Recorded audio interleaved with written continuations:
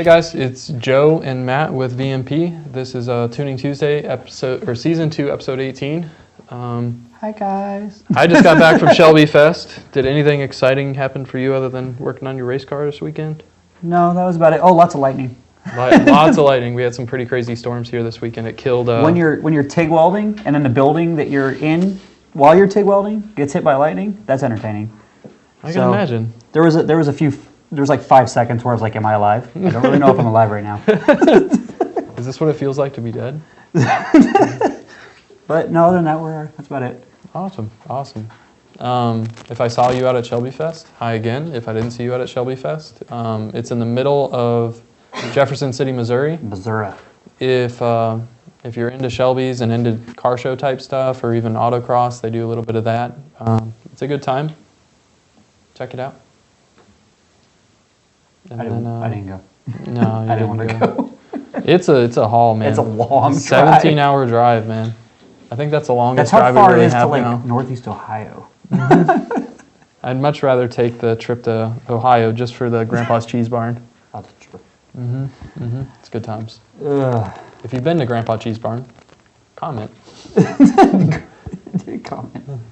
You've been to the Cheese Barn. Oh, I have. I know. I've been You multiple went times. Been there.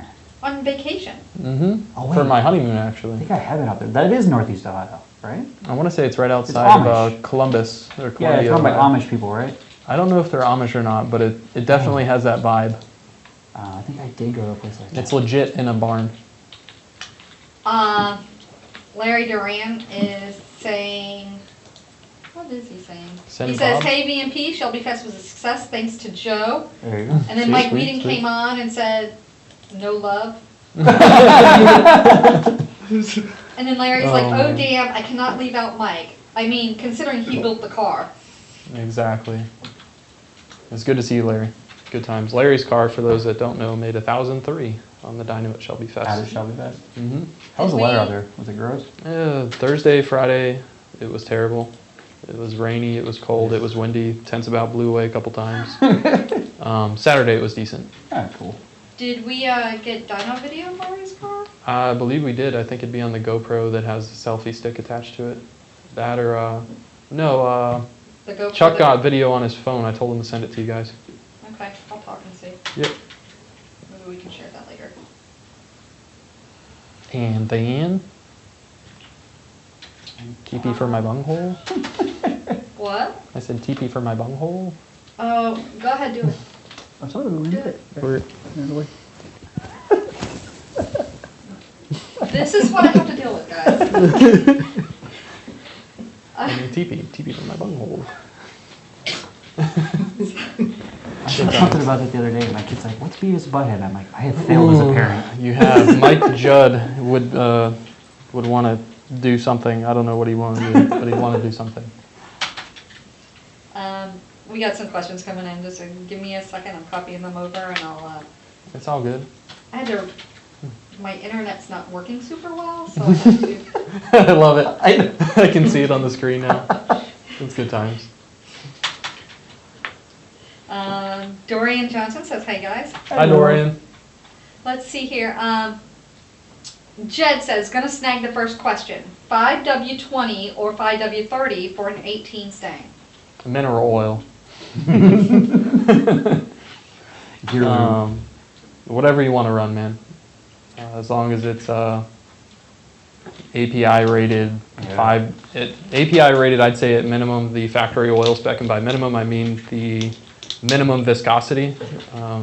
I'd run as high as 5W50 without really any concern. Depends on climate too. If you're in Yeah. Florida, and it's really, or Florida, Texas, something like that, it's really hot. I run a thicker oil. Mm-hmm. If you're way up north and it's still Minus cold, 40. it's still got snow on the ground, then you might want to run something thinner. Yep. Other than that, Send it. they don't seem to care. They don't. Keep going thicker until you don't have noise. Hey. Gap Time says, "Good afternoon. How can you tell if your clutch is slipping on a 17 GT?" If you're not logging, you can usually audibly tell your clutch is slipping when you, or actually I think the factory procedure for telling if you have clutch slip is put the car in 4th gear, pull up the e-brake, and let the clutch out if the car stalls, the clutch is good. I didn't know. I didn't know there was a procedure for There's it. a factory procedure for checking whether or not the clutch wear is excessive. Usually, if you're in a higher gear that has a bunch of load on it, fourth, fifth, sixth, whatever, and then And you see it- engine speed come up, vehicle speed mile an hour not really move a whole lot. Then, yeah, you if know you can that get the tach to move without the speedometer moving, then it's slipping. it's worth mentioning that I have seen drive shafts lose their bond to Yeah, the I would say I've seen that too. to the factory center ones. yoke, and also cause similar things to what you'd perceive as clutch slip, but it's not actually clutch slip. Drive shafts. You'd Jen- have to. Go I was gonna ahead. say, Jed said that's why I'm trying thicker oil. Yeah, Sweet. see? Keep going thicker until it quits making noise. And then So you have two people that are commenting on your shirt. my shirt. Joe, Darian. It's a very appropriate shirt. Darian loves your shirt, and Victor Xavier. Nice, thanks guys. Both I got of two of them. I got a gray one and a black one. Both purchased by my wife. I just wore my VMP. I would have, but I didn't get a chance to do laundry this weekend because I was driving until Sunday at 9. That's right. D-Man wants to know what kind of wheel horsepower will an 85 millimeter put out on a 17 manual GT? With what blower It doesn't say. and what fuel? Yeah, there's that too. Gen 2, Gen 3, Gen 2R, Gen 2 Roush R, blower. Roush blower. Yep, there's a couple little moving targets there, but He just came back, Gen 3. octane. Yeah, I was just gonna say that's a lot of He booze. said 79, right? No, he said 83. As low as like 660. Like 8 or what is that? How much booze is that? That's about 11. Otherwise, you have to get into the diagnosis standpoint of verifying you have 5 volts at pins you're supposed to have 5 volts at, that the grounds internally in the PCM are working, and then that's basically it. Yeah, they're usually the newer ones. Not Try- hard part wise. Hey Yeah. Joe, What's up? Travis Dean is on the line, says he hopes you stick with the beard game. Oh man, I just hope my beard game is one day as strong as his. That would be hard to do. Yeah. Kenny says he's got an 18 Mustang tuning with the SCT, about a quick lesson on data log with the device, and how much horsepower should I get with a 10-speed? Thanks, Ken. We have a pretty extensive / detailed video on how to data log with SCT devices on late model Ford Mustangs. I'd reference that. It's a video on our YouTube. In terms of power, if it's an A10 car, I've seen as low as like 380 wheel stock, as high as 410. They usually fall somewhere in there. Yeah, that sounds about right. Mm-hmm. And I've also proven that they will make more power after broken in. I have proven this. Oh man. We had one that had like 600 miles on it when it was brand new, and we did all this testing on it or whatever, and then we put 2 oil changes on it or whatever, and then we went to put it back on the dyno, and just magically made 15 or 20 more, and like nobody had touched it. Very interesting. Same timing and whatnot. Yeah, we hadn't touched it. We put it on to do more testing, Mm-hmm. and it was just, for whatever reason, it just made more power. I'm gonna So turn that on silent. I forgot to today. Pulling a Justin. The signal was going in and out. They wanted to know if you could repeat the information on the PCM. so the Ford, if you get a hold of either, was it Forescan and then Yeah, or Forescan Ford IDS. they have a self-test function. Mm-hmm. That it's all automated. You tell it, you activate it, and it goes through and it tests the outputs on all the major drivers, and it will report back on if they're good or not. Mm-hmm. Aside from that, then you have to, if that doesn't report anything, but you still think you got a problem, then you got to start going down and manually checking resistance and Pinpoint testing. pinpoint testing and stuff like that. Yep. Jeff Smith is online. He says the beard game is strong, Joe.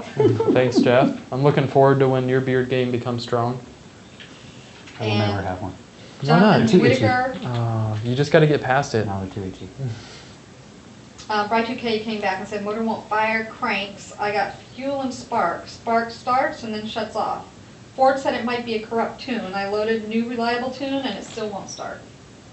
Send me an email with with a bit more context to the situation, I might be able to help you. Justin Forrest says, oh, please, let me tell you about long drives. Oh, yeah. In case you don't know, Justin's over-the-road trucker. Oh, So he knows all about long drives. So he's doing 100,000 a year, easy. Probably, yeah. I'm Rick over here Height- crying about a 900-mile one-way Yeah. trip. Rick Height says, hi, Joe, Matt, and Carrie. Hi. Hola. Khalid, I want to Khalid? make sure I say it right. Maybe Khalid, Khallad. We'll go with that. I bought a Shelby GT500, a 14. I would like to upgrade it a little bit. Not much, so I want to use it for daily. Yep. Slippery slope. He says he wants to tune it with us. Sweet. Great. That's a great first step. Yes. If you're just, based on your name, don't judge me. I'm going to assume you're in the Middle East. 98 RON is generally the highest you can get over there. Usually 96 RON is a little bit more readily available. For those that don't know, you have AKI, MON, RON. Right. RON, like the 98 RON is basically the equivalent of the US 93 AKI. Yeah, So their 96 is our 91, basically. exactly. So if you're in fact in the Middle East, when you order your tune, just make sure you denote whether it's RON, AKI, or MON. If you're in the Middle East, chances are it's going to be RON. So when you say what octane fuel you want to tune for, just say 98 RON, RON, and we can get you squared away. Sorry, I'm seeing Michelle on one channel and Mike on the other channel going through and having conversations with people. So I'm trying to figure out what they've answered and not answered and what I need to It's all good. keep going with. Lou says, if I go with a bigger tire on an auto trans, do I have to get a new trans tune? It depends on to what degree you've gone larger. If it's within like a 0.5%, 1%, sometimes as high Yeah, as it's 2, usually you're not probably that bad. okay. If you're going from a 26-inch tire to a 28-inch tire, then yeah, It's time to change going to things. make it upset. Mm-hmm. It kind of loses its mind after that. Yeah, I'd say like 2% is a good amount of wiggle room for wide open throttle shift points on like basically a 14 and down car, because those are the ones that are mainly sensitive to shift points versus tire size and all that stuff, because the 15, 17 cars shift based on OSS, Correct. which is not affected by tire size. Snow Cones wants to know, have you tried a wave track diff on a GT500? I have not. Not on any personal car I've owned, because I haven't owned a GT500, but we put a wave track in a customer's car before and he had good results with it. Yeah, I haven't tried the wave track in anything I've had. I've done the lockers and I've done your regular True track? True track, thank you. I've not done the S one. I'm just doing like half spins today. Bobby Williams is on the line. How's it going, Bobby? And Bobby says, first, VMP powered Coyote or Epic Beard. And Tough then he decision. says, as a top fan, I approve Joe's shirt. I like it. And then, of course, Travis says, as a top fan, I approve Bobby Williams' top fan status. But Travis, you're not a top fan. He's not? He doesn't have his badge? You know what's hilarious? I got notified probably 2 or 3 weeks ago that I am a top fan of I One did too. Racing. I did too. And I'm like, oh my. Travis Schott says, hi Travis. Hola, Travis. Met Travis at one of our events recently. He Nice. was up here. Local guy? I think he's closer to South Florida. I Oh, think he's man. a couple hours away, but he came up for our last Florida ride out. Nice. Melvin says, hi you all, watching from Puerto Rico. Hola, Melvin. Wow. Hello, Melvin. Nathan says, the weather was a big damper, but Saturday saved the day. For sure, for sure. Yeah. No, Perry says, hi Joe, thanks for tuning the Roush F-150. It's running great. Thanks again, Norm. Awesome. No problem, buddy. Ryan Reeves says, would I be better off upgrading my Gen 1 VMP 2.3 for the Gen 2R or adding a 10% lower to my combo? It's a GT500 on 93 with 2.4 upper. I think that, It's kind of oddball. The 93 is the curveball. yeah, I mean, you could only really get away with 10% lower on the Gen 1 blower. So Yeah, because he's already spinning it. He's already spinning it basically what I see as being the max on 93 with a Gen 2R if he was to go to that. I'm leaning more towards the blower. Yeah, Then I you've like got the room to blower go, aspect too. because then you can sell your old blower and recoup some money. No one's going to buy your stock blower pulley. Yeah, there's that The cost too. difference between the two is pretty drastic, but when you factor in the offset you're going to get from selling the old blower, I think it makes a little bit more sense. But Plus, if you're a madman like the rest of us, you're going to end up getting the blower anyway. yeah, exactly. It's going to happen. Exactly. So you might as well just do it now. Rip the Band-Aid off. Yep. Big Daddy Trucker says, hello, Team VMP. Hello. I want to say that's Justin Forrest. Is that a delayed or like on another channel or something? On YouTube. So Okay. Justin was on Facebook. Oh, he's got you all switch swam. And now it's Big Daddy Trucker Justin Forrest as well? I think so. I think it's Mark. Uh, Trucker Mark? Maybe. I don't know. Whatevs. Hi. Tough one. Zane says he's got a 13 Shelby GT500 stock now, but I want to make somewhere between 700 to 800 and still be safe. So Safe is relative, but Yeah. you want to be between what I assume to be 700 to 800 wheel, Gen 3, 93 octane with Some boosting, Yeah. or Gen 3 with the 85 and supporting mods. Big Daddy Trucker's Mark Malone. Ah, Ah. so close. Hello. Not Mark. really, but so he close. said so. Hello, Mark. Hi, Mark. Dale wants to know when's our next event. We don't have that secured just yet. However, Carlisle. Isn't Carlisle next? Carlisle's next, the end of May. that's what I was going to say. Our next event here, Oh, but Carlisle will be the next event that VMP will be attending. And I believe, Joe, are you going? I don't think anybody knows. Don't know. Yep. I don't think it's been discussed a whole lot. Yeah. I'll In true assume VP I'm fashion, going. we'll know 2 days before we go. Hey, What are you doing this weekend? it's time to go to that event. Oh, okay, I'll go. Daryl says, is it safe to use E85 when boosted? I like to think As so. long as you got the fuel system for it. You need Absolutely. the fuel for the fire.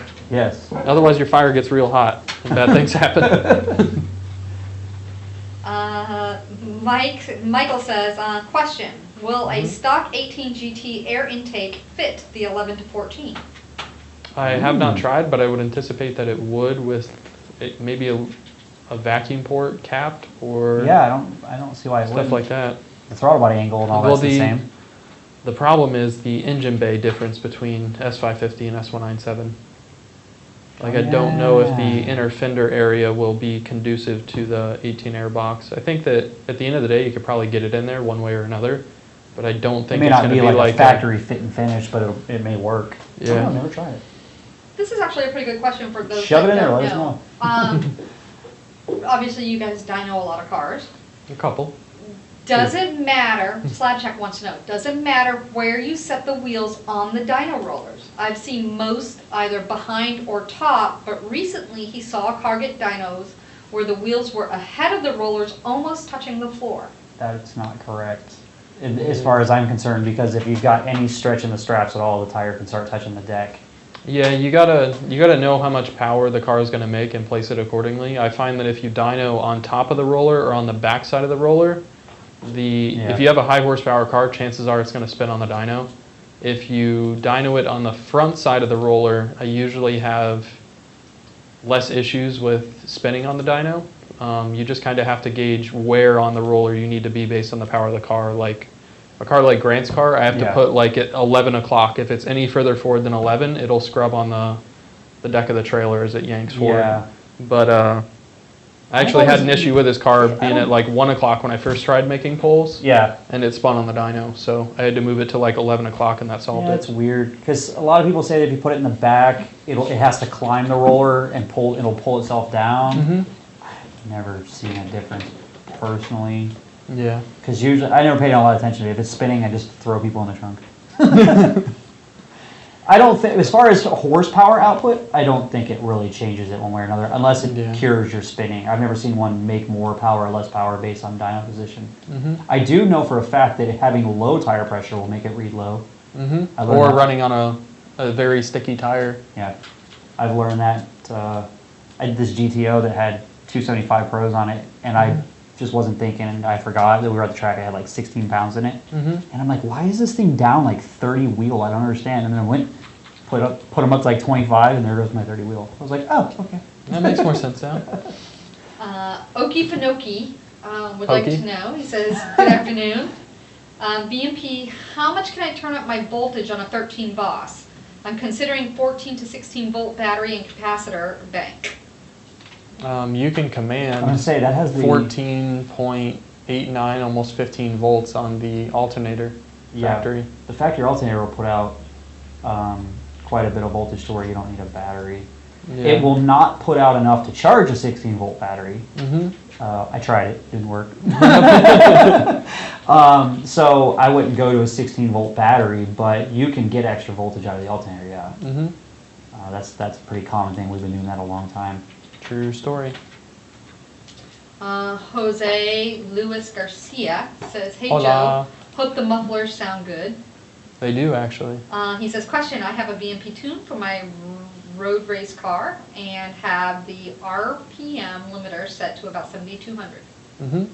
I was about to install an 18 intake manifold, and you mentioned I probably wanted to make sure my limiter was set to take advantage of the gains at the higher RPMs. For sure. Yep. Do you think 7,200 is okay on what is essentially a stock engine? I would go higher if you really want to take advantage of the 18 intake manifold, because that's 7,200 is like when you start getting a little bit of a delta between the factory manifold and the 18 manifold. I'd say it shines most at about 75, 7,600, and then it starts falling off by about 77. So Yeah. in a perfect world, if you're going to rev it out and you want the most power possible, rev it to about 7,700 and just send it. Then there's the Gen 1, Gen 2 difference too. Gen 2 will take a little bit more RPM too, so if it's a Gen 2 motor, you could probably even go even higher. Yeah, yep. Cameron says, hopes the EPA doesn't see your shirt. What does voiding warranties have to do with EPA? Who knows with them? Oh, kids these days. Yeah, I'm not worried about that. But I appreciate that you're concerned for me. Hey Joe, Travis would like to know, what is the airspeed velocity of an unladen swallow? An African swallow or a European swallow? Exactly. My man. See, he knows Monty Python too. We're not alone now, Travis. For those that don't know, that's I guess a paraphrase / excerpt from Monty Python. It's a good movie. Mike says, any problems with McLeod throwing out bearings? I can't get the hard line of the TOB to sit flush with the bell housing, MT82. The hard line of the throwout bearing to So sit you're talking about the flush. hard line that comes, the little S one that comes out of the side of the throwout bearing, sitting flush with the bell housing. I haven't had any problems with that. Mm-mm. And most of the time, those are Ford throwout bearings, unless you're talking about the McLeod adjustable throwout bearing. In which case, I don't know why you'd be running one, because you just need the proper length one for the bell housing and trans you're using. So Richard wants to know, I guess this is for you, Matt, how would you tune a Hellcat? How would I tune a Hellcat? I think he's asking which software. It depends. Each one has its advantages and disadvantages. Remote tuning with HP can be a little bit tricky because they don't technically have a tool, so they're buying a pod. Software-wise, I drastically approve of the HP over others. But, I mean, especially because they're logging incredible. But, like I said, if it's in person, HP all the way. If it's remote, it's kind of a trade-off. And it depends on how modified it is. A basic bolt-on car, Diablo will take care of it, no problem. When you get into the real crazy, like super crazy stuff, then I prefer HP because it's got more control over stuff. Just depends. So either one will work. Just a matter of which one works for your particular situation. Benny must be talking to you, Joe. Benny Kaniga? Kaihagen? Okay. Kaihagen? Wants to know about how long for an ETA on data log at this point. Slacking, Joe? I don't think I'm slacking. You slacking? I don't think I'm He slacking. said he sent it on the 22nd. Slacking. Send me another email That or shoot me direct at joe@vmptuning.com just to confirm I'm getting it, because that does not sound right. I'll get them for you. Yeah, you got me? We got to make sure it's not in the black hole of sales and support. That and people think that they assign stuff to me, but they never assign it to me. And Sales weasels. yeah, not only sales does that. I've had that happen other places too. But Brandon says, just food for thought, dyno a reliable vehicle and do a first overdrive pulls if possible and compare the difference in horsepower ratings in the different gears. I don't think the rating would be different, but the readings would be. Yeah, I mean, it's a pretty established fact that the lower the gear, the lower the power. The higher the gear number mechanically, or from gear ratio wise, the lower the torque number. Correct. And to some degree horsepower. That accounts for rear gears too. Mm-hmm. Not proving the fact that even all the way back in the New Edge days, if you had a 327 car and you went to a 410, it would dyno lower. Mm-hmm. So that's a common thing. Mm-hmm. I've never dynoed a car in overdrive because that just seems like abuse. I feel like I'd go to jail for that. Yeah. It's just so wrong. Unless it's like a car that's like a 456 car and you're not hitting over like 140 miles I an would hour. say even that's if it's- true. Chris, But if it's like a 308 car and you're Yeah. dynoing it in the .63 gear, it might be a little nasty. my friend Chris Wade has that LS 240. He had some kind of stupid rear gear and it was like a 456 and the thing was already making 700 to the tire. So we were dynoing a fourth in gear fifth. pole was like a 2 seconds. 2 second pole. Yeah. So I had to do it in fifth just so I can get any kind of actual data. Yeah, it's not just one massive 2 second transient. Right.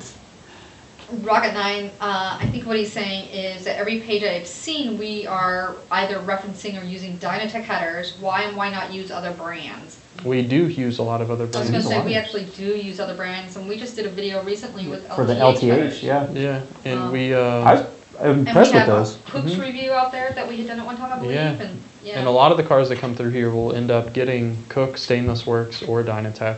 And I have American Racing custom headers on my car. Yeah, Grant's car has American Racing headers. We don't discriminate. Yeah, I mean, I'm sure someone here somewhere has got some OBX headers somewhere too. I had OBX headers on See? my 2001 GT back in the day. And they were fine. They got the job done. All $180 I of it. installed them without dropping the K member. It was the worst decision of my life. I got it done though. Jonathan Whitaker's on the line, says, what's Mm-hmm. up, everyone? Welcome back, Joe. Excited to see if my car makes all the power. All of it. Just got to get it burped first. We've already had that same question. Let's see here. Coyote I'm Kelly pretty says, torn. what's up, Holy God. guys? Yeah, you do. Hola.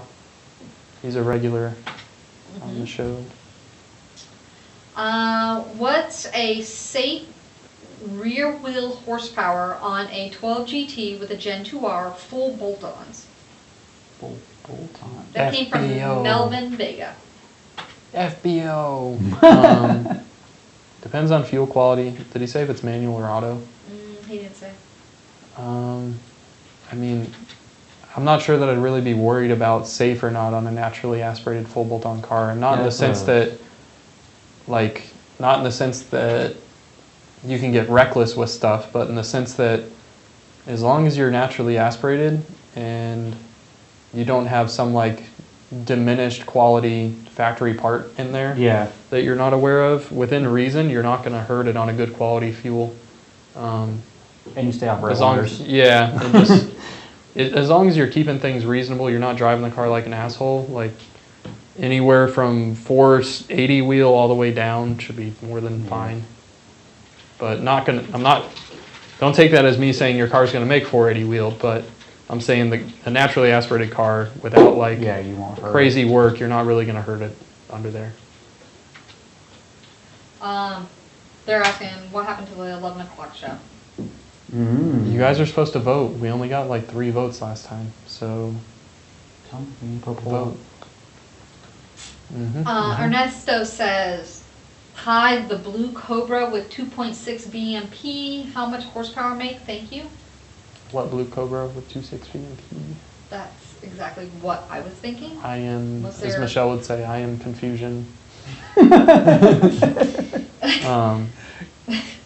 You can Yeah, I even need smell a- smoke over there. I need a little bit more context, buddy. And then Melvin came back from the last question that Mhm. was, he said 6R80 93 plus VP Octanium. Probably see as high as 420 wheel, depending on what intake manifold's on it. Probably not going to get much higher than that. Yeah. And I probably think 420, 93 in VP Octanium is probably going to get you all the power that you would get going to E85. Just probably with a little bit slower of a ramp in of timing. So Rocket 19 wants to know, what does VMP have to offer in tuning the 1819 Mustang GT versus some of the other tuners out there? Our support, the fact that And I, us. me, Mike, Michelle, and Matt will be doing it. Yeah.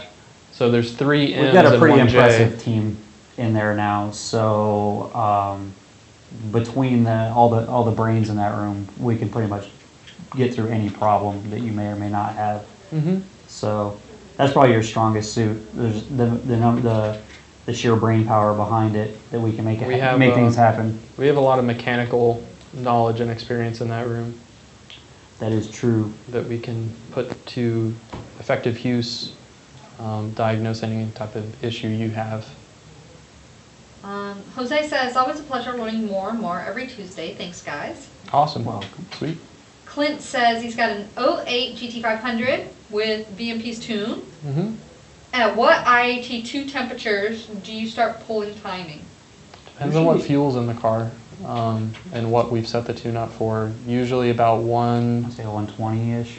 They start pulling it. Some of them I'll start them at 126. Other ones I'll start at about 150, with a pretty aggressive cutoff at like 145. Yeah. It's not a linear curve. It kind of slopes down where you might only pull 1 degree. Going from 140, 150, it might pull 1 degree, but then going from like 170 to 180, it's going to pull 10. Yeah, because So we know it's- that if you get into that 180 range, Something's wrong. something's wrong. Right. And we want to pull it enough that 1, it saves it, and 2, you feel it and know Mhm. something is wrong. Exactly. Jeff Smith is chiming in from earlier. He says, Eaton True Truck for the win. I never broke mine. I don't know how, but I didn't. Got her done. Let's see here. Ken Ingram wants to know, normally how much boost does a 5% OD pulley and a 10% AD to a Roush Supercharger? 5% is I think- 1 pound, I think he's 10% is 2 saying pounds. add. Yeah. Yep. Usually each 5% is about a pound of boost. Just depends on inlet and exhaust restrictions. D-Man says that your answer cut out. When will the Gen 3 put out on 93 with an 85 millimeter? What Like will any- Gen 3? I want to say he's the guy that was asking about the S550 earlier with the 85 millimeter pulley. Bad 93, or I shouldn't say bad 93, so-so 93, anywhere from like 620 to 650.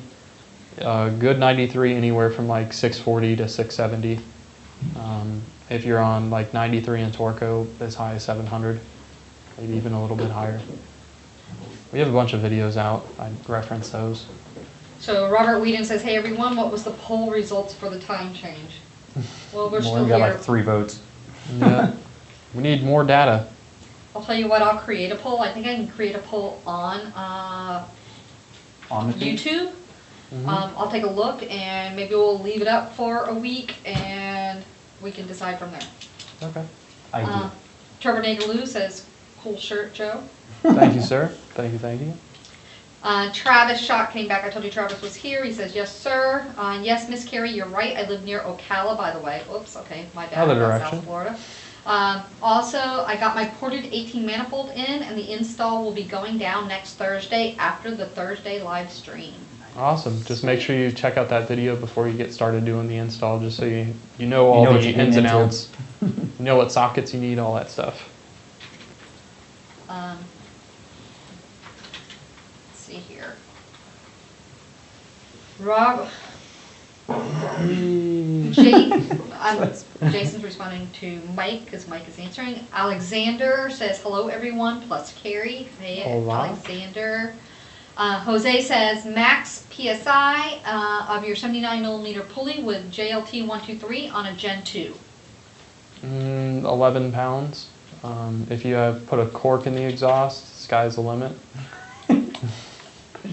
There's a bit of potato in the exhaust. Exactly. Or what You're used to trying be to your turn your car cat. into a potato cannon? What used to be your cat. Yep. That's a spicy potato when they clog. Oh, okay, I got it. Travis says, thanks, I'll definitely be following that video to a T, Joe. Awesome. Kevin Calloway says, I have a 14 GT auto with a Gen 2, 82 millimeter, and twin 67 throttle body. What is the smallest upper pulley I can run reasonably safe on 91 with stock internals, but billet oil pumps and cam chain gears? If I did put billet rods and pistons in, what would be the least expensive fuel to run E85 and shot for the 700 to 800 wheel range? So I wouldn't go below the pulley that you're currently on a 91. Yeah, for sure. 82's enough for that. 79's kind of pushing it pretty hard on 91. You usually hit an octane limitation. And then he said, what are the supporting mods you need to do to go to E85? He says, I can run reasonably safe on stock internals with billet and chain gear. If I did put billet rods and pistons in, Basic forge what motor. would be the least expensive fuel to run E85 and shot for the 700 to 800 real wheel? E85 is going to be your least expensive, but I the think- cost of entry is more expensive. I because think you he's have to- asking what fuel system would be the cheapest. Oh, fuel system. Yeah, like Oh. I don't think he wrote it out right, but They I think don't that's always, what he's trying to get at. Yeah, sometimes we have to try to decipher what they're. In terms of cheap fuel systems, the Siley, JPC, all that stuff of the world is probably going to be the Yeah. cheapest to get to 700-800 wheel. If you ever want to go past that, you're going to need to upgrade it again. And I'm of the opinion, do it right, do it I once. overfuel everything. Exactly. I would go straight to a 4. A 4 Innovations And be twin done fuel with pump it. system, pair of I don't like to 465s. play games with fuel at all. No, and if your end goal, like let's say you're never going to want more than 800 wheel ID 1050s, if you're looking for a cheaper option that gets you to a similar point, DW95s or FIC 1000s. Yep. If your goal is to be at that like 900 wheel range eventually, pick up a set of ID 1300s or FIC 1200s. And that should basically cover it. Brian wants to know, how is your shift feel on a basic cold air and tune on a 17 GT? Is sport mode still functional? Sport mode's still functional with our tuning on S550. I think the shift feels good, but that's We can always make kind it of a wherever thing of you want it to opinion. be, too. The beauty of a Exactly. custom tune. Yeah. You just have to be very specific with what you want. You can't be very vague. Yeah. It Wagonator. helps. Oops, Wagonator wants to know how much power is safe on a Gen 1 motor. Wouldn't go over 700 wheel for too long. 750 wheel is kind of like that hit or miss on whether or not they let go. A Gen 2 motor with a supercharger, I'd say no more than 850 wheel. Yeah. There's people that make more, but they don't make it very long. That, and if we're talking safe, if we're Right. talking, if it blows, like whatever, I'll just put a bigger one Yeah. in. We can still make things what we'd consider to be safe, but at the same time, you're getting to that horsepower range where bad stuff can happen, and you lose intercooler pump prime, or you lose a fuel pump or a fuel pump relay. Like, there's Yeah. not much that'll save it at that power level. Sure. So yeah, just keep that stuff in mind. Everything's kind of 850 is relative. definitely just the end of the road, Yeah. in my opinion at least. At least for blower cars, like you get into the turbo cars of the Even world. the turbo cars, why? Yeah, Just put a motor in it. yeah. It's Because so it- much cheaper. It's so much cheaper in the long run because I used to tell people that if, when they were looking at buying an engine, I'm like, right now you're out rods and pistons. Mm-hmm. If you blow it up, now you're out a block, a crank, rods, pistons, Heads. valves, possibly cylinder heads, timing chains, Possibly a camshafts. So it gets a whole lot more expensive if you break it. Mhm. So just build it. Yeah. Gap Time says, clutch recommendations for a 17 Roush, that's about to be 700 to the wheel. I like my McLeods. Mantic McLeod Mantic RST or If it's an MT82 car, do an RST. Yeah. If it's If it's a build, if you're wanting a nice Manic clutch to grow into in the future, pick up a Manic. I think it's a Series 9000 or Series 5000 twin disc setup. If you're only ever going to go to 700 wheel and you didn't want to spend twin disc money, I think Exedi makes a decent clutch for that I've market. never installed one. Okay. I've never installed one either, but I've haven't. driven cars that have had them and they felt fine. Oh, okay. I like my my RSTs and my RXTs for as far as clutch pedal feel. Mm-hmm. RXT is hard on stock MT82, as you said. That's for sure. Yeah. Jesus says, tell Matt Casati Lucy. that Lucy said hi, and I'm ready for more Lucy. timing. Oh Jesus. And He then wants he said- more bicha. Wait, and then he says, just kidding. Yeah, I'm saying. Well, rewind back to that he's got a Gen 1 that's been making like 700 forever. And it's like Leave he's it like, where it's at. He's like, I You've been lucky want this more, time. and I'm like, no, Zeusy, no, Bad Zeusy. Jinx. We started calling him that at the shop, like God, years ago, and now his family calls him that. That's impressive. You did good. You did good. Zuzi. Ruiz wants to know, what's the best mods and tune I can do for a 15 GT? I need to know your end goal there, buddy. Gen 3, all the things. Yeah. And When in what- doubt, Gen 3. Yeah. We need one of those, like the memes where all the arrows keep, and they all end up with the same end goal. It's Gen 3. I'm gonna create a soundboard that I program all of my answers to my frequently asked questions, and then anytime someone asks a question I've answered before, I just boop. You are going to have a lot of buttons there. Yeah, it'd definitely be like Hotkey Nation for that. But anyway, the direct answer is it depends on your end goal for sure. Yeah. Really do some soul searching and figure out, because so many people go, oh, I'm just going to do this and I'm done. And try and forecast your salary over the next 3 years. My car was supposed to be 600 horsepower and I'm done. And here we are. Here we are. Yep. So, And you probably could have spent a lot less money doing it this way the first right, time. exactly. That's what I'm saying. Mhm. Really do some soul searching. Figure out where you think you're going to stop and where are you actually going to stop at. And then you have to set a limit for yourself that you will not break. You have to make yourself a solemn Yes. vow that if I ever get to this point, I am going to stop. That's pretty much where I'm at right now. You kind of have to have that talk with yourself. Otherwise, Yeah. you spend entirely too much money. Yeah, it gets away from you fast. Just a little bit more. Just a little bit more. It's like chasing that last bump. That's the bought a daily, modified the daily, needed Yep. a new daily. Exactly. Gap Time, who had the question about the clutches, Mhm. he says he's got 355 gears, Mhm. but he also wanted to know any recommendations. He's upgrading to the VMP triple pass heat exchanger. Mhm. Can I use the intercooler pump that came with the Roush kit on my 17, or do I need to upgrade to the VMP intercooler pump? No, you can use the intercooler Yeah. pump that came with your car. This is the Bosch one, right? Yeah, Yeah, that's those the are Bosch fine. one that we've been using since Yeah, that's Lightning fine. days. Perfectly fine. Just make sure it works. Yep. Make sure it is Um, primed. So Dale wants to know, on a 99 Ford Mustang GT 2-valve, Knew it. how much horsepower can stock crank take? Stop That's the crank. first question. Mhm. Okay. Second question is, and if turboed, can I make stock PI heads hold 750 horsepower to the wheel without changing cams? Ooh. I don't. I'd say if you threw enough boost at it, they'll make yeah, but they 750. really get angry. Yeah.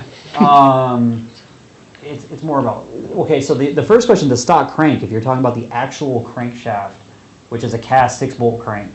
Or possibly 8-bolt if it's Windsor. Either way, it's assembly. cast. Yeah. Generally the unofficial limit of those is 600. There's people that have made more and have not broken them. It seems to be more of an RPM thing than a Yeah. horsepower thing. Seems RPM breaks We the cast crank. unofficially limit the crank to 600-ish. Mhm. You're going to spit a rod out of it before you break the crank anyway. Mhm. But that's if you had a built motor and used the stock crank, Mhm. 600. As far as making 700 on stock heads, yeah, you can definitely make 700 on stock heads, but without camshafts is going to be a little bit of a tall order. It's not necessarily, can it be done? Yes, but you start running into, you're battling cylinder pressure issues big time. You're going to start running into a lot of back pressure because you're just not opening the exhaust valve nearly long enough for this amount of cylinder fill you've got. And then what threshold for valve float? Yeah, then there's that. Especially So- stock springs. Yeah, and and it's a 99, so it doesn't have, it probably has 75 or 70 to 75% of the original seat pressure it used to have. So just they're not that expensive. They're like $550 or $600 for cams. Just get a set of custom cams set up and you're good to go. Call up Todd. Call Warren. Todd and ASBT. So, I have an idea. So Dalton says, Joe, I need that shirt. Dalton. Oh, it's like that, huh? So many people want your shirt today. Oh my. Should I start selling the shirt off my back? Maybe we should autograph Auction it. this I shirt. feel like Maybe I we should need autograph it and Auction and- that shirt. Yeah. I need the MFC token sound to go every So time guys- someone makes a bid. What do you think if we take the shirt off Joe's back and like have him sign it and you have to do a That's contest, messed up, of man. course. I don't know if they want this one. This one's been through the washer quite a few times. We'll have to, I'll be in there bidding on it. Ding, We'll ding, have to ding, find ding, ding, ding, ding. some sort of contest for it though. Is there interest? So Obsidian wants to know, Joe, Mm-hmm. any thoughts on running a 13 F-150 EcoBoost PCV on 11 to 17 Coyotes? I've He's read talking they about the help with PCV check valve, I assume. I assume so. Mm-hmm. He said, I've read they help with preventing oil from going back into the intake like a catch can. You can try it. I think at the end of the day, a catch can's Catch a can's better, still a better deal, yeah, for sure. a better solution to that problem. Just make sure you change the right one. Murdoch says Yeah. hi. The two PCV valves are different. Or- Dave Murdoch's on the line, says hi. Hola, Dave. How you liking that new blower? Travis Schott says that he's glad that the show's back at 1:30. Oh man. So he's one of the guys that's voting for the 130 slot. Yeah. Yes, he wants the 1:30 slot because he sleeps at 11 o'clock. He Ooh. works night shift. Yeah. Like, share, and subscribe, guys. If not for me, do it for Uncle Sam. David came back, he says he absolutely loves the new blower, loves RPM. Awesome. Awesome. So, pretty excited about it. Mm-hmm. Janssen 50, 18 5-liter F-150 manifold on a 14 F-150, being the Gen 1 F-150, 50 has poor intake cams. Would this 18 truck manifold be a good torque upgrade? 18 truck manifold? I haven't tested an I wouldn't 18 say truck we've manifold done it. on an 11 to 14 truck. I'd say the biggest thing you can do for power on 11 to 14 truck is get those cams out of there. Yeah. That being said, that's a good question. I bet it would. It would make more power and torque. Certainly not going to go backwards in technology. That's for sure. Yeah. The question is the 18 truck intake, since it's geared around the added compression and camshaft of the 18, is the Gen 1 going to have enough inside of it to take advantage of that intake? I would think so because it sounds like a just good test 11 to for us. 14 GTs. It still does well. We got an 11 14 around here? No. Sounds like a good test. Do it. Let us know. Yeah. Jonathan Whitaker just liked and gave us some love, so I haven't seen anybody else, so like, share, and subscribe. With that said, they're bidding on your shirt now, so Melvin says they'll give you 25 for the shirt. I hear no MFC coins dropping here, tokens, I should say. Yep, he says he'll give you 25 for the shirt, so. Wow. Of course, Oh, man. there's like 3 smiley faces crying after that, but. I'm waiting for the winky faces to start showing. Okay, all the love's starting to come in. I'm seeing the likes now. Justin Forrest says salutations from Tennessee currently. Salutations. The real question is, do any of these weirdos that are bidding on my shirt want me to wash it before I send it? Ooh. Well, Melvin's in Puerto Rico. That would be a way to go. I think you need to wash it before you send it. No. He said he'll give But you then it won't 25, smell but like you got to me. pay shipping. Send the Joe Funk, bro.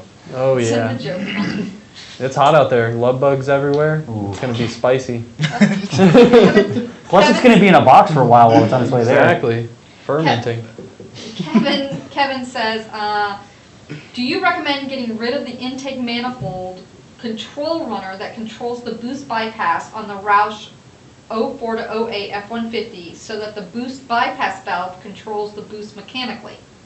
I think that that's a good idea, Yeah. but it depends on what you're doing with the truck. If you do a lot of towing with the truck, I'd say that leave it the way it is with the with that controller in there. But if your primary goal is just to do racing with it, then pull that box out of there and just allow Some of the one on the back. Yeah. Control the runners. Yep. Yeah, throw it away. So, That was one of those, it was a really good Melvin idea. says for $25. Are you sure though? Are you sure you hope it's washed? James has a 14 GT Mhm. with just a dyno tune, cold air, headers, exhaust. Has really high oil temps when circuit racing. Any thoughts? Install oil cooler. There's that. What weight oil are you using? What octane fuel are you using? Because if we go to something like E85 and we can get your timing closer to MBT, technically the engine will produce less heat. That, like I said, thick oil will heat up way faster due to pumping losses than a thinner oil. Within reason, you don't want to go too thin, especially if it's hot. Mm-hmm. But I'm saying, if you got like 2050 in there, that's gonna run crazy high oil temp. That, and if you're monitoring oil temps, it may be a good idea to look at like an engineering analysis or material analysis on the oil to see at which point it, I forget what they call it, shed? Oh, where it starts to thermal breakdown? Yeah. That's the other thing. And then what is your definition of high oil temps too? Like what are you actually seeing? High is relative. Yeah. I I consider high like 350 plus. So Matt, do you share your mango slices? They're not mine. They are They're- gifted mango slices. They're gifted mango slices. One of our customers came from Hawaii. They're delicious. Mhm. That's all I know. The only thing I'm slightly concerned all I know about. is Mike Whedon is eating all your mango slices. Oh man. Bastard. I do know that I'm slightly concerned about the amount of food coloring that's in them. And then I'm like, okay, well, Only you should slightly. be sharing. Have you ever So- tried the chocolate covered mango slices? You I can have get not. from I haven't Amazon? made through. Well, I think they. All I know is they were on Michelle's desk, and then I just started I'll try destroying to bring them in one some of day. the chocolate covered mango slices. They're good. They're good. If any of you guys have had the chocolate covered mango slices, I forget what company makes them, I but you have can get them not on had those. Amazon. They're very expensive, but they're I like regular arguably worth mango it. slices, but I'm not a big chocolate person. Ooh, I'm so sorry for your loss. Do they have white chocolate covered ones? That I can. I don't know. And not to say I'm a big chocolate person, but I do like chocolate milk. Oh, yeah, you do like chocolate. You like your chocolate milk. I won't eat a lot of like Do you chocolate Oreos? candy stuff. Okay. Yeah, I do Oreos. Do you dunk Well, the remember Oreos? we went to Culver's. Oh, that's right. Do you And I dunk got- the Oreos in chocolate milk? I have done that before.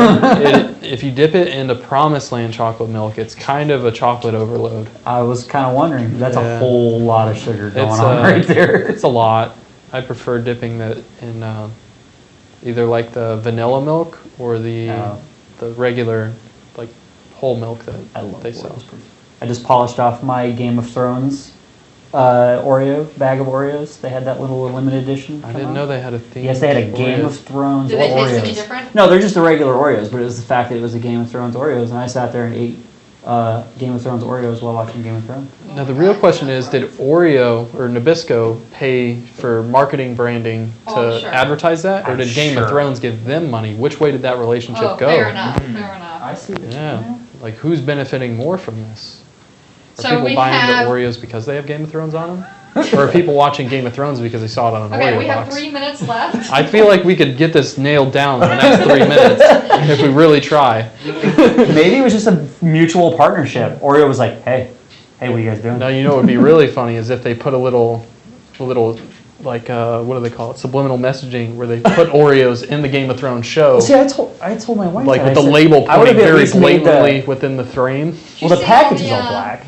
All the slack that they've been getting lately because they left a Starbucks cup on the Starbucks. side? Yes. Yeah, on the table, dude. Yes. There's a Starbucks cup on the Yeah, I table. did That's see that. hilarious. I didn't see it. I Yeah. saw that, and then I was gonna go back. It was almost like And- there's no way I don't believe this. So and they I was gonna go agree. back and rewatch it, and I didn't get a chance It's to go still back. out there. Apparently, they were wondering whether or not they're going to make another version where they've removed it, but they haven't yet. And the creator of, or whoever the director was like, yeah, so sue us. Normally, we're really, really good at removing these sort of things, and they screwed up this time. Yes, it's there. It's like the 8th But century, and there's it's- Starbucks chilling on the I table. wanna And didn't see- you know that that was the first place that Starbucks was invented? So I want to see Giants Bane in a Got Milk ad. You see, the dude can't drink anything. Everything in the beer. He wears more than he drinks. All right, Exactly. let's Oh, Sorry. it's okay. We'll get over it. They'll get over it. Let's see if we can get through a couple of these though. Okay. Josh Stoker says, got the stupid wrench mid-pull with the CTSV. Was a fun situation. 1-2 runs in Mexico with the tune. Thanks, Joe. No problem, I guess. Shoot me a data log, I guess. Or not, either way. It's up to you. Yeah. Slapshack wants to know, how many times have you heard, I just want to run 10s because I just want to run 10s for now. See? That goes back to what I said. Soul search. Just the tip. It's just the number. And then you're like, I need 10s. And then you have 10s. You're like, well, shit. What do I do now? What's the next step? Nines! James wants to know, how much nitrous can the Gen 1 Coyote take? All of it. No. I've done up to 200. 500 fogger and send it. I've done 200 on E85. It depends on the kit and the fuel that it's on and who's tuning it. And Whether or not the plugs are the right plugs for the setup. yeah, generally you can run a 200 reasonably well. That I would not do any more than that, but 150 if you want to be on the safer side. So it's a tiny little toothpick rod for a lot of torque. That's the problem. Especially torque that comes in like that. Yeah. Dalton says, oil recommendations for MT82 that will have a hard life. We sell an AMSOIL kit for MT82 oil changes on our website. Is that FTI Dalton? Is it Dalton Samuel? Yeah. See, that poor. So I'm surprised you didn't try to troll and say, which torque converter should I get from my MT82? MT82. Yeah. that poor thing. Obsidian said, oh, I read AED. Sean likes those PCV valves because they have check valve in them. You tune my car, so I like your input. Check valve is just going to stop flow. I don't like stopping flow when it comes to crankcase. I want it all open and going to something else like a catch can. Travis and I are both in agreement that if you could get a vacuum pump on a crankcase, do it. Oh yeah, absolutely. Janssen50 says, we'll be in contact for a tune for the 14 F-150 with 18 manifold. He says, could a data log before and after if you're interested in the numbers. Sure. That would be the one way. You can watch air Load. You can watch air load. That'll give you a good idea of where, not necessarily how much power you picked up, but it'll tell you where you picked it up at. You can overlay it. Yep. Let's see here. Turbinator Lou says, hey guys, I swapped my Hyundai Excel with the Junkyard LS motor. That was in mid condition. Added a big turbo and ran 18 PSI for boost. It blew up at the 60 foot. What could have caused that? I love it, man. I love it. Well, first off, was it a 5.3 or a 4.8? Were you running it at 1.0 Did you lambda or 1.1 lambda? And did you regap the rings?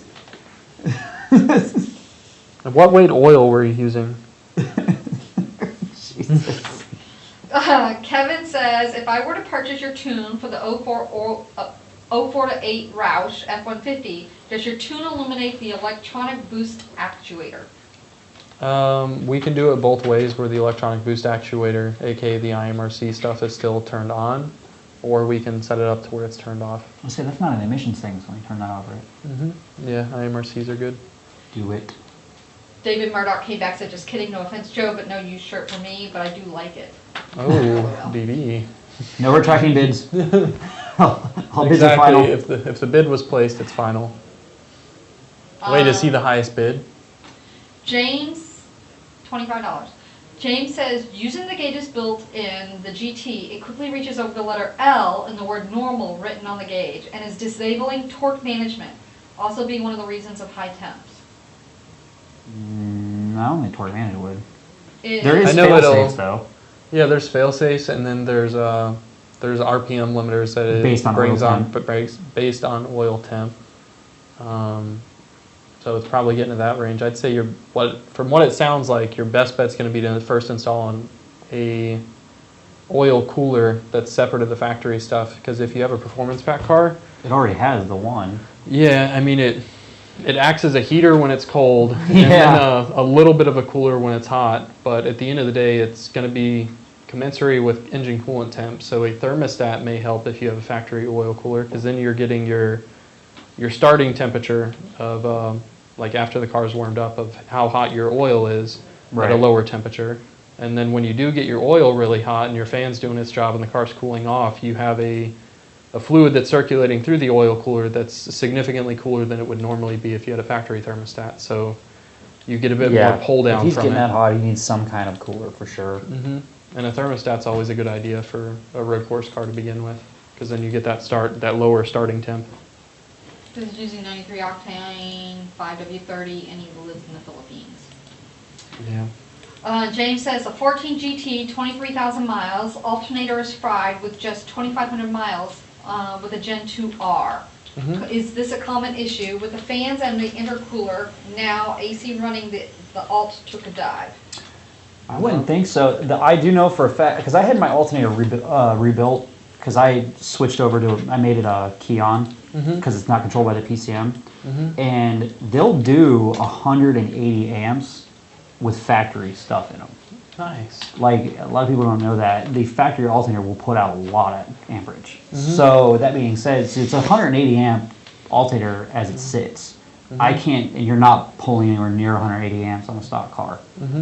So, even with intercooler pumps in it, so I can't see you even using half the capacity of that alternator, so I don't think that's a thing. Yeah. And belt load's not an issue. No, because we don't use So- the accessory belt Right. for blower stuff. So it might just be one of those things that it just died. I've not seen any major failures on them. That's No. usually, it's like starters. For whatever reason, Ford can make a starter and an alternator. They like never die. Unless you're talking about GT500 Cobra. Yeah, for sure. And then like racing high RPM stuff tends to tear up alternators pretty quick. I know that there's That's a true, lot of race too. cars out there that go The through Boss 302 alternators. has the clutch pulley on it and stuff Yeah. like that. We're at 2:35. I have one last question. Hi. Desert Rat Racer, Mm-hmm. Mercury Marquis with 99 5.4 4-valve Navigator engine swap. Cool.